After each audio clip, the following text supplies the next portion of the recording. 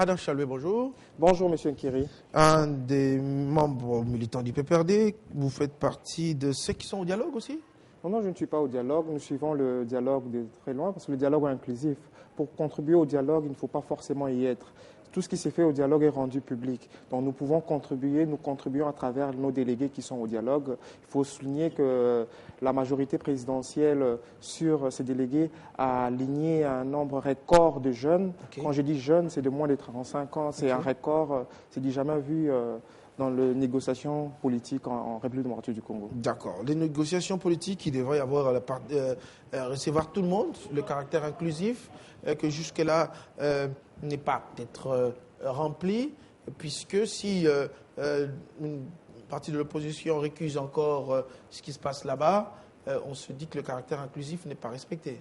Monsieur Nkiri, je vais vous surprendre pour vous dire que le caractère inclusif est bel et bien rempli. Les portes du dialogue sont ouvertes jusqu'à présent à tous ceux-là qui veulent rejoindre le dialogue. Parce que c'est là-bas que ça se discute. À la Cité de l'Union africaine, c'est là-bas qu'on parle de l'organisation des élections crédibles, apaisées, inclusives et transparentes en République démocratique du Congo. Ça ne se passe pas dans une maison, ça se passe à la Cité de l'Union africaine sous le regard de la communauté internationale et de la société civile. La majorité, l'opposition, autour d'une table, se disent les vérités en face. L'opposition est multiple quand même, puisque l'opposition qui ne participe pas au dialogue avait aussi ses préalables. C'est cette opposition, peut-être je fais allusion à cette opposition, je termine ma question, qui proposait l'ouverture des chaînes, la libération des prisonniers politiques. Oui, on a vu quand même le pas que le gouvernement a fait, mais finalement, cette opposition que tout le monde veut voir, peut-être, autour de cette table, ne vient toujours pas. Monsieur Kiri, vous savez, même en France, quand le français se retrouve, le Front National de Marine Le Pen n'est pas forcément au rendez-vous de républicains. Le dialogue, c'est pour le républicain, les gens qui veulent la paix dans ces pays, les gens qui veulent qu'il y ait des élections, les gens qui veulent que le pays émerge, les choses s'améliorent, le bien-être des Congolais s'améliore. Ceux-là, quand même, en disant un mot d'ordre, ça fait parfois que la ville puisse bouger. Ceux-là qui ne participent pas, parfois, arrivent à mobiliser la capitale avec des villes mortes ou peut-être dans d'autres villes du pays. C'est pas négligeable. Mais c'est pourquoi je vous dis, je ne pense pas que nous allons perdre notre temps à nous focaliser sur les extrémistes. Nous allons nous focaliser sur ceux-là qui veulent du bien de ces pays, de ceux-là qui veulent apporter un plus dans ces pays. Ceux-là sont au dialogue, discutent en toute liberté, en toute indépendance. Et ce qu'ils font, c'est sur la place publique. Il n'y a pas de sujet tabou, il n'y a pas de gens avec des armes qui braquent pour... non, c'est en toute liberté, c'est ça la démocratie. L'objectif de ces dialogues convoqués par le chef de l'État, parce que nous nous sommes rendus compte qu'il était difficile, quasi impossible, d'organiser les élections les 19 décembre. Alors, le président de la République, conformément à ses prérogatives arbitrales, l'article 69, a convoqué ces dialogues pour que les Congolais se parlent en face sur les questions de financement, de la sécurisation, de la place de la communauté internationale pour des élections. Tous les Congolais en âge de voter, j'insiste, les Congolais en âge de voter, les Congolais du Congo et de l'étranger participent. Parce que je ne comprends pas, les gens veulent d'un dialogue inclusif, mais ne veulent pas des élections inclusives. Ils sont suspects. Ils sont suspects. Alors, les élections en soi, avant les élections, le dialogue, mais aussi l'accord politique. Et oui, peut-être ça donne raison à ceux qui disaient que tiens, il y aura partage de pouvoir. Il y aura glissement, il y aura une très longue transition. D'autres même parlaient d'une transition un peu plus longue, mais finalement on s'est rendu compte que la CENI a dû couper, même si beaucoup ne sont pas d'accord par rapport au calendrier proposé par la CENI. Je voudrais préciser une chose. Le dialogue, le chef de l'État a convoqué les dialogues le 28 novembre 2015. Ce n'est pas pour violer la Constitution. Les dialogues s'inscrivent dans le respect de la Constitution. Vous allez lire l'ordonnance à son article 7 qui précise même que les résolutions de ces assises seront transmises aux institutions compétentes. Donc on ne fait pas table rase de la Constitution. Donc il ne s'agit pas d'une transition, je précise. Il ne s'agit pas aussi de partage de pouvoir.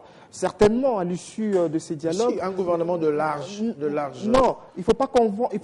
Union nationale, il ne faudrait pas... Où il y aura l'opposition, ou peut-être que ça va peut-être changer les normes parlementaires, où c'est la majorité au Parlement qui dirige. il ne faudrait pas confondre les drafts d'accords, de projets d'accord à l'accord. Ça, c'est un projet, c'est une base de discussion que la facilitation a mis à la disposition des délégués. Donc, ce n'est pas ça l'accord.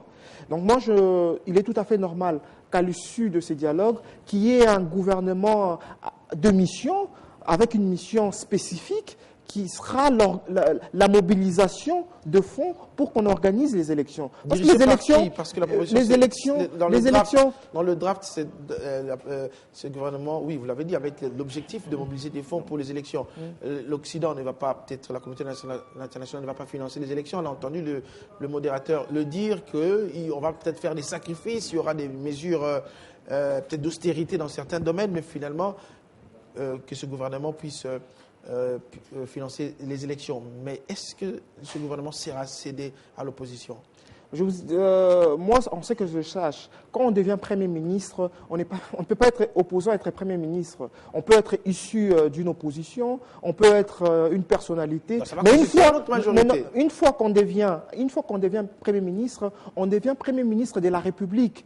Le Premier ministre Matata n'est pas Premier ministre du PPRD, il est Premier ministre de la République. Donc, je ne vois pas d'inconvénient. C'est dans le pouvoir discrétionnaire du chef de l'État. Il va désigner qui il veut, qui aura la confiance parlementaire. Alors là aussi, il ne faudrait pas que nous fassions la confusion entre la majorité présidentielle et la majorité parlementaire. Ce n'est pas pour rien. Au lendemain de notre victoire... C'est la majorité du Parlement qui dirige le gouvernement.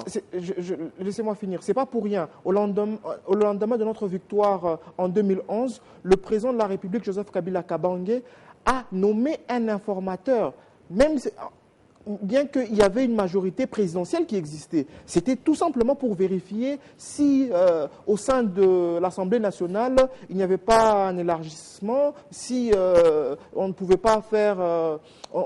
pas élargir. C'est pour cela qu'on nomme un informateur. Donc ne soyez pas surpris si...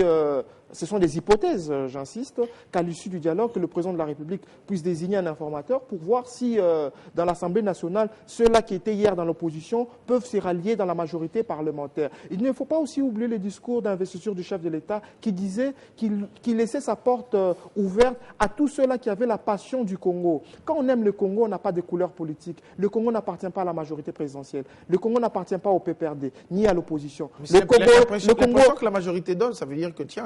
Quelle majorité? Parce que je suis de la majorité. La majorité présidentielle, c'est que, bon oui, je sais que le pouvoir, quand on conserve, ouais. Mais c'est l'impression qu'on donne que, tiens, le Congo appartient qu'à la majorité. Non, le Congo n'appartient pas qu'à la majorité. Le Congo n'appartient pas à la majorité, sinon la majorité n'aurait pas accepté, à titre d'illustration, qu'au bureau de l'Assemblée nationale, que nous puissions accepter que dans le règlement d'ordre, dans le règlement intérieur de l'Assemblée nationale, que nous puissions accepter que le bureau soit représentatif aussi de l'opposition. Il y a 2 membres issus de l'opposition qui sont au bureau de l'Assemblée nationale. La majorité, nous sommes majorité à l'Assemblée nationale. On pouvait faire une objection parce que nous avons plus de députés. On peut même réviser ces règlements intérieurs pour que nous soyons nous-mêmes au bureau de l'Assemblée nationale. Il y a des commissions à l'Assemblée nationale et au Sénat qui sont dirigées par l'opposition. Je ne veux pas aller très loin. Le président du Sénat, il est de l'opposition républicaine. Mais quand il est président du Sénat, il n'est pas président du Sénat de l'opposition républicaine. Il est président du Sénat de la République démocratique du Congo. Pas dans les entreprises publiques, comment? Les entreprises publiques sont apolitiques. C'est pour produire. Il ne faut pas politiser les entreprises publiques. Nous allons détruire ces pays. Les entreprises publiques, il y a la performance, il y a la productivité, il y a d'autres critères qui ne sont pas forcément partisans. Alors, avec les minutes qui nous restent dans Chaluet, j'aimerais que, parce que le dialogue a aussi apporté peut-être, je ne sais pas si on va appeler ça ennui, ingérence, pression de l'extérieur, les États-Unis, beaucoup de déclarations, gel des biens des officiers, retrait des familles du personnel de l'ambassade. Je ne sais pas si c'est vrai, c'est à vérifier aussi que l'école américaine serait fermée, après peut-être l'incendie, accidentel. Et puis la RDC sur le viseur, n'est-ce pas, des droits de l'homme, surveillance, la CPI aussi, ça c'est un autre dossier, par rapport à Béni, tout ça, on se rend compte finalement que la RDC sur le viseur, une pression internationale, au-delà du fait qu'il y a des délégués de ces organisations peut-être internationales, OIF, OUA, Nations Unies, qui sont aussi au dialogue, mais en même temps, c'est comme si ceux qui sont à l'extérieur ne croient pas à ce dialogue. Non, je voudrais quand même préciser par rapport, avant de répondre à votre question sur Béni. Béni, le bureau du procureur de la Cour pénale internationale va enquêter sur les terroristes, donc ce n'est pas les gouvernements, donc il faut faire la part des choses. Mais par rapport aux sanctions, si on peut le dire ainsi, sanctions, parce que nous nous interrogeons, qu'a fait le général Amici Tangofor? Qu'est-ce qu'il a fait exactement? Est-ce que parce qu'il a empêché qu'on brûle le palais du peuple le 19 septembre, c'est pourquoi les Américains sont fâchés, ils veulent le sanctionner? Parce que ce pays a connu les gens qui ont violé nos mamans, nos sœurs. Ce pays a connu les gens qui ont tué. Ce pays a connu ce que nous avons appelé le massacre de Makobola. Nous n'avons jamais entendu les États-Unis sanctionner. Mais curieusement, on attend les États-Unis sanctionner le général Amici Tangofor parce qu'il aurait empêché qu'on brûle le palais du peuple. On sanctionne le général John Numbi, pourquoi? Il aurait menacé des députés provinciaux. Pour rappel, je vais rappeler que c'est le PPRD qui a plus de députés dans les assemblées dans l'ex-province du Katanga. Donc il était tout à fait logique que le gouverneur du Haut-Katanga soit du PPRD. Okay. Pourquoi il devrait menacer? Nous nous interrogeons en quoi s'inscrivent ces schémas modus operandi des Américains. Nous comprenons que c'est bel et bien une guerre psychologique. On veut terroriser nos vaillants soldats, nos patriotes. Terroriser ceux qui sont au pouvoir en disant que ils vont s'éterniser. Vous savez, quand le pays va bien, on négocie tête haute. Mais quand il y a instabilité, quand il y a crise, vous savez qu'on peut vendre le colbat à 0,00,1 $ parce qu'il y aura instabilité. L'instabilité, à qui profite l'instabilité? Les Congolais doivent s'interroger. À qui profiterait l'instabilité? À qui profiterait les chaos s'il y a chaos aujourd'hui? Ce n'est pas certainement aux Congolais. Ce n'est pas parce qu'il faut savoir que ça ne profite nullement aux Congolais. Ça profitera à ceux-là qui vont brader le prix de nos richesses, qui vont brader, qui vont nous imposer les dirigeants. Nous disons non. La République démocratique du Congo a accédé à son indépendance depuis le 30 juin 1960. La souveraineté nationale appartient aux Congolais conformément à l'article 5 de notre Constitution. Le pouvoir, c'est chez le peuple. Tout ça, c'est parce que une opposition radicalisée a banalisé le Congo, a perdu son temps, au lieu d'aller chez les Congolais, dans les chancelleries, à chercher, à négocier des ambassades, des rendez-vous chez des officiels étrangers. Le pouvoir, c'est chez le peuple. Il faut faire comme Joseph Kabila Kabange. Il est toujours à l'écoute de sa population. Ne soyez pas surpris si aux prochaines élections provinciales, législatives et présidentielles, que notre famille politique, que ma formation politique gagne les élections à tous les niveaux. Tout simplement parce que nous, au lieu de perdre le temps dans les chancelleries, au lieu de voyager, aller à New York, aller à Washington, à Paris, nous partons à Kasumbalesa, parce que c'est à Kasumbalesa qu'on va nous donner le pouvoir. Nous partons à Bassakoussou, nous partons à Bikoro, parce que le pouvoir, c'est chez le peuple, ce n'est pas chez les Américains, ce n'est pas chez les Français, c'est chez le peuple. Joseph Kabila respectera sa constitution. C'est lui le père de la Troisième République. Adam Chalué, merci beaucoup d'avoir accepté notre invitation. Je n'ai peut-être même pas posé cette question, peut-être prochainement.